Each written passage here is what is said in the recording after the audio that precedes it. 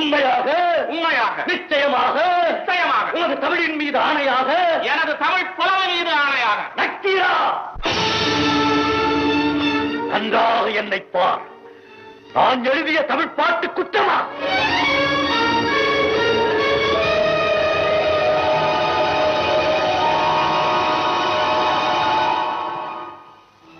ஆண்டவா புலவரே நீரே முக்கண் முதல்வனாயும் ஆகுக